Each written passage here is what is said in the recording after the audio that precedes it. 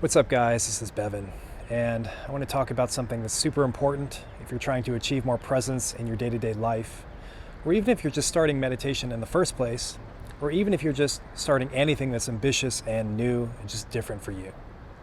And that's the idea that we're extremely porous to our social influences and that we really have to stand on guard at the gates of our consciousness, so to speak.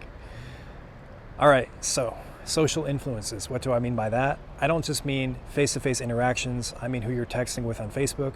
I mean the books you're reading. I mean the advertisements that you see when you walk down the street. I mean the YouTube videos you're watching, etc.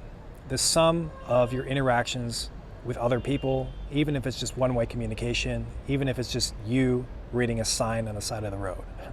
That counts, and it affects you big time. It affects your state, it affects your motivations, it affects what you focus on, it affects what thoughts are bouncing around in your head that could potentially lead you into a downward spiral of despair or an upward spiral of success.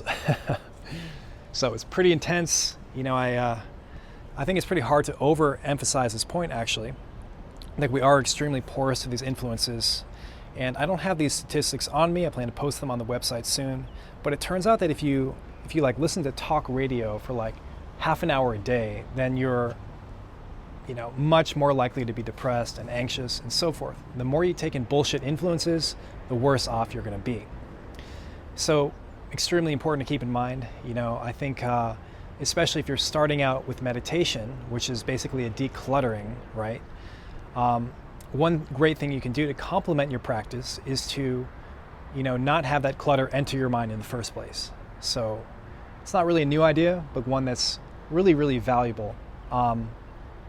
And this not only is about not having clutter enter, it can also be positively reframed into basically, how do you increase your odds of success with meditation? How do you increase your odds of success with anything else?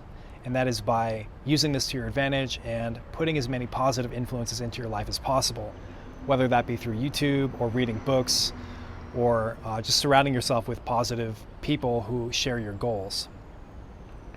So it's not always a bad thing. You can use this to your advantage.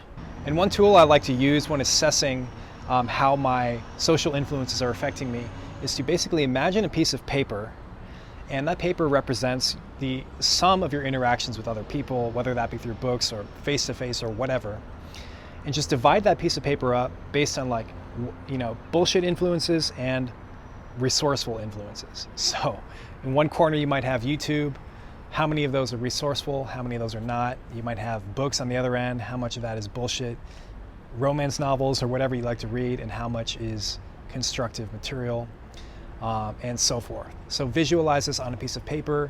It allows you to kind of, get a good assessment of the balance of how your social influences are affecting you. So it's just one tool I like to use. I hope you find that useful. And so to recap, just be aware that you're extremely porous to social influences, for better or for worse.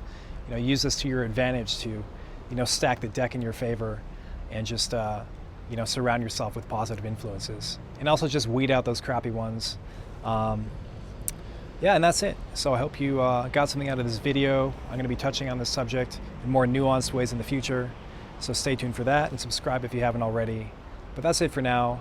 So thank you for watching, and I'll talk to you next time.